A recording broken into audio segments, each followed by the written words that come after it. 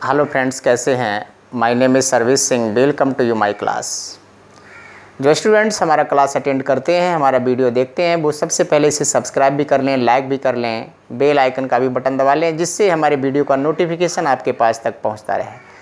तो आइए बात करते हैं, आज का टॉपिक क्या है। कार्डियक साइकिल, हृदय चक्र किसे कहते हैं, क्या होता है हृदय चक्र।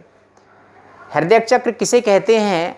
हृदय की जो संरचना होती है वो जीवन पर्यंत एक पंपिंग स्टेशन की तरह है। एक पंपिंग स्टेशन की तरह हृदय की संरचना जीवन पर्यंत रुधिर वाहिनियों के अंदर ब्लड को पंप करती रहती है। और जब ये प्रोसेस कंटिन्यू एक क्रमिक रूप से चलती रहती है तो इसे हृदय स्पंदन कहते हैं, हृदय की धड़कन कहते हैं। और इसी धड़कन के साथ में हृदय का एक चक्र पूरा होता है।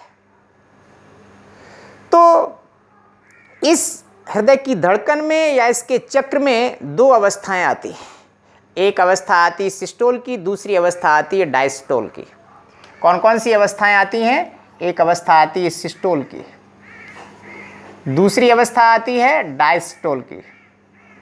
डायस्टोल की दो अवस्थाएं आती हैं। सिस्टोल की अवस्था क्या है, डायस्टोल की अवस्था क्या है। इस अवस्था में क्या होता है, सिस्टोल की अवस्था में इसमें हृदय की संरचना पिचकती है, सिकुड़ती है। और जो डायस्टोल की संरचना होती है इसमें क्या होता है, इसमें हृदय की संरचना फूलती है। ये कंडीशन होती है। सिस्टोल में क्या है, अब यहाँ पर ध्यान दीजिएगा। सिस्टोल को कहते हैं प्राकुंचन, इसे प्राकुंचन कहा जाता है। ओके। और जो डायसिस्टोल होता है इसे अनुशिथिलन कहा जाता है। अनुशिथिलन क्या है, डायस्टोल क्या है, तो अब ध्यान दीजिए। प्राकुंचन और अनुशिथिलन क्या है। हार्ट के अंदर कितने चेंबर होते हैं, 4 कोष्ठक होते हैं। इस तरीके से ध्यान दीजिए, 2 आलिंद होते हैं और 2 निलय होते हैं। ये कैसा आलिंद है, दायां आलिंद है, राइट एट्रियम जिसे कहा जाता है। ओके। और ये लेफ्ट एट्रियम हो गया, और ये राइट वेंट्रिकल हो गया जिसे दायां निलय कहते हैं, और ये लेफ्ट वेंट्रिकल हो गया जिसे बायां निलय कहते हैं। तो इस तरीके से हार्ट की संरचना में 4 चेंबर होते हैं, 4 कोष्ठक होते हैं, जिसमें 2 आलिंद होते हैं और 2 निलय होते हैं। आलिंद हमेशा हार्ट की संरचना में ऊपर होते हैं और निलय नीचे पाए जाते हैं।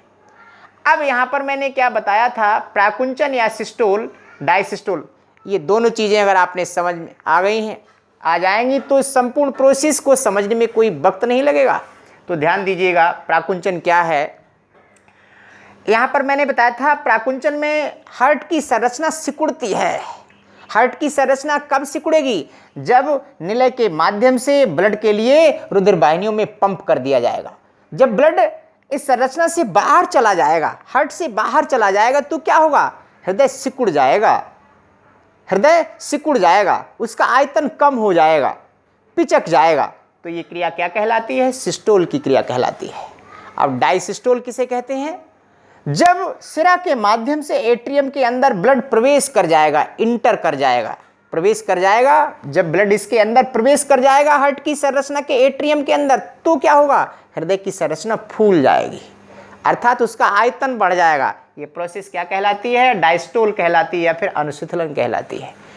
ये क्रमिक रूप से, ये परिवर्तन लगातार क्रमिक रूप से, ये क्रियाएं हार्ट के अंदर लगातार चलती रहती हैं। इसी के साथ में हृदय की धड़कन कंप्लीट होती है, इसी के साथ में हृदय चक्र कंप्लीट होता है। तो ये 2 अवस्थाएं होती हैं।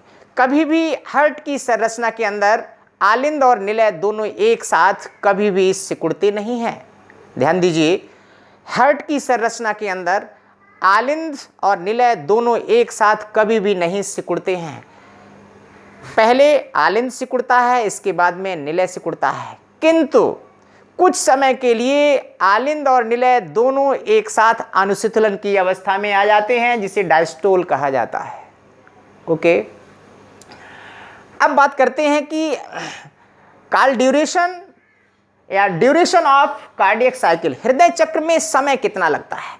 आपने ये सुना होगा कि जो हार्ट बीट की संरचना होती है, 1 मिनट में हृदय कितनी बार स्पंदन करता है या कितनी बार धड़कता है।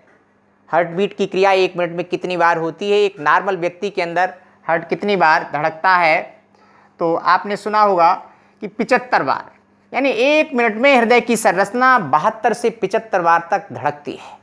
जब 72 से 75 बार तक धड़कती है तो प्रत्येक धड़कन में टोटल समय कितना लगता है, यानी एक धड़कन में कितना समय लगता है उसको किस तरीके से निकालते हैं। तो कंपटीशन वाले स्टूडेंट्स ध्यान दीजिएगा, यानी एक मिनट में जो हृदय की संरचना होती है वो कितनी बार धड़कती है, 75 बार।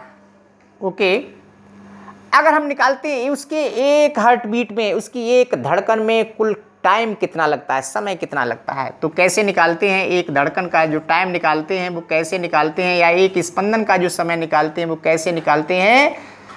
यानी एक मिनट में कितने सेकेंड होते हैं, 60 सेकेंड होते हैं। इसकी मिनट की थोड़ी सी स्मॉल यूनिट बना लेते हैं, 60 सेकेंड अपॉन धड़कनों की एक मिनट में संख्या कितनी होती है, 75 बार।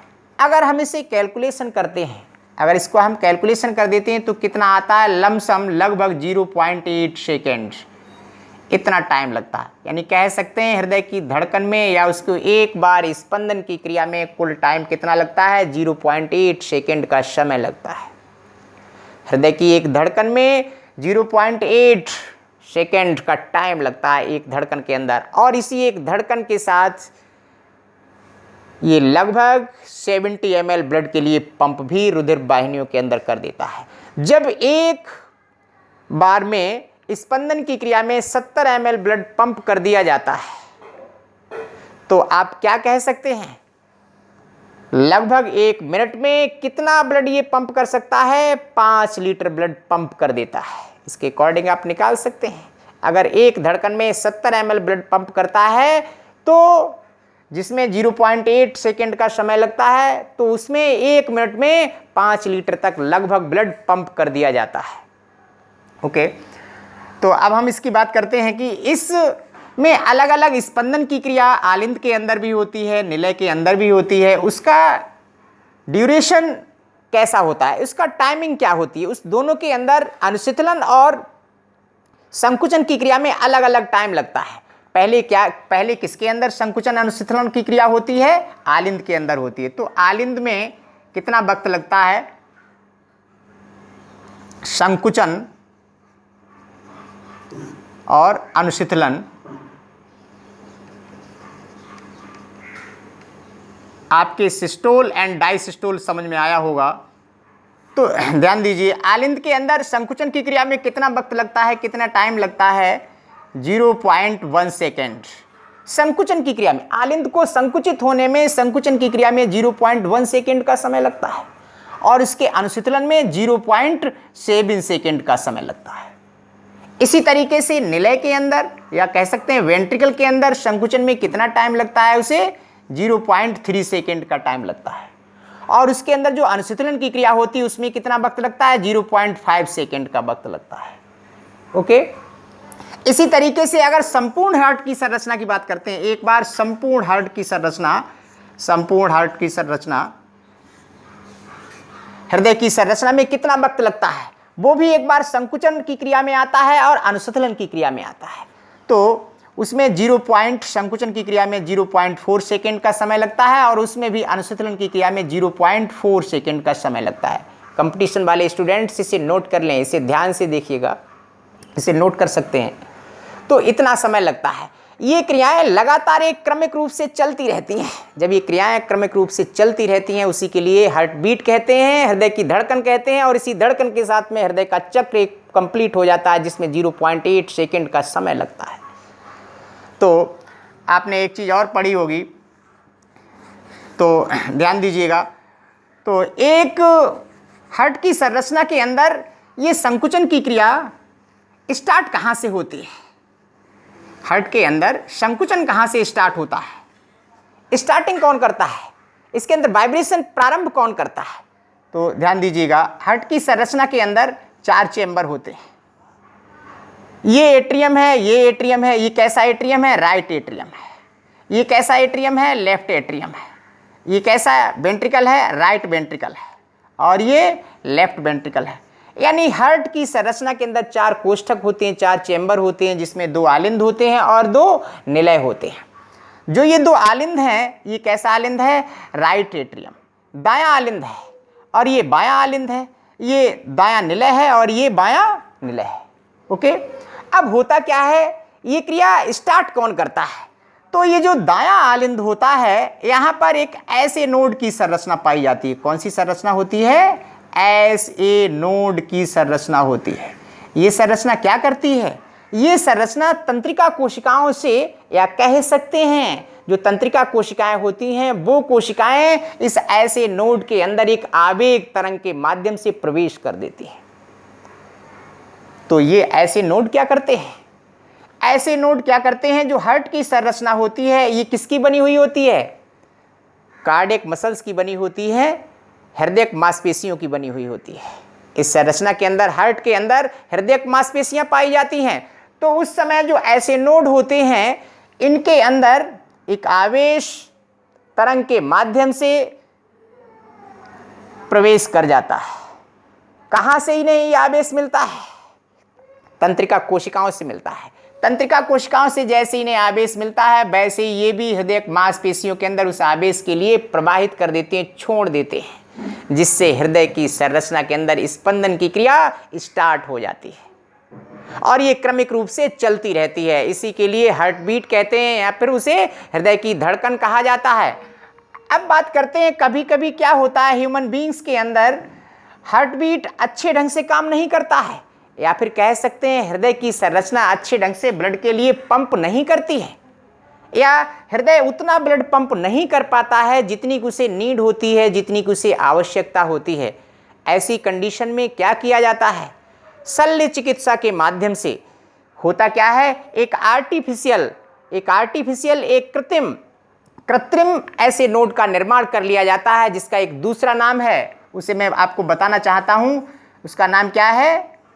उसे हम पेस मेकर कहते हैं। उसे क्या कहते हैं? उसे पेस मेकर कहते हैं। यानी एक जब ये ऐसे नोड की संरचना कभी कभी हार्ट के अंदर खराब हो जाती है या काम करना बंद कर देती है, या फिर हार्ट जब उतना ब्लड पंप नहीं कर पाता है जितने की आवश्यकता होती है, तो होता क्या है, ऐसे नोड खराब हो जाता है। क्यों? ये क्या करता है? हार्ट की संरचना के अंदर वाइब्रेशन उत्पन्न करता है, स्पंदन की क्रिया को प्रारंभ कर देता है, ये करता है। और जब ये खराब हो जाता है तो हृदय के अंदर स्पंदन की क्रिया धीमी गति से होती है या उसके अंदर अवरोध उत्पन्न हो जाते हैं। तो ऐसी कंडीशन में होता क्या है, शल्य चिकित्सा के माध्यम से जो ऐसे नोड होते हैं एक आर्टिफिशियल ऐसे नोड के लिए तैयार कर लिया जाता है जिसे पेस मेकर कहा जाता है, और ऐसे नोड के स्थान पर पेस मेकर के लिए लगा दिया जाता है, फिट कर दिया जाता है। तो कंडीशन क्या होती है, जब ऐसे नोड के लिए यहां पर लगा दिया जाता है तो हार्ट की संरचना वैसा ही काम करना शुरू कर देती है जैसे कि एक नॉर्मल हार्ट की संरचना काम करती है, या कह सकते हैं उतना ही ब्लड पंप करना स्टार्ट कर देती है जितने की ब्लड पहले हार्ट की संरचना पंप करती है। अर्थात स्पंदन की क्रिया पहले की तरह समान रूप से इसके अंदर स्टार्ट हो जाती है। तो इस तरीके से ऐसे नोड को भी चेंज कर दिया जाता है, उसके स्थान पर पेस मेकर लगा दिया जाता है जिससे हार्ट की संरचना दोबारा से काम करना या वर्क करना स्टार्ट कर देती है। तो इस तरीके से हार्ट के अंदर आपने क्या पढ़ा था, हार्ट बीट किसे कहते हैं, या फिर हृदय स्पंदन किसे कहते हैं, या हृदय चक्र किसे कहते हैं, इसमें कुल ड्यूरेशन इसका क्या होता है, इसका टाइमिंग क्या होता है। इस तरीके से मैंने आपके लिए हार्ट से रिलेटेड 2 वीडियो पहले भी आपको दे दी थी, इसके बाद में ये 3rd वीडियो है। इसके बाद में और आपके लिए हार्ट से रिलेटेड वीडियो मिलेंगे। जो स्टूडेंट्स हमारा ये चैनल देखते हैं वो इसे सब्सक्राइब भी कर लें, लाइक भी कर लें और इसे शेयर भी कर दें। Thank you.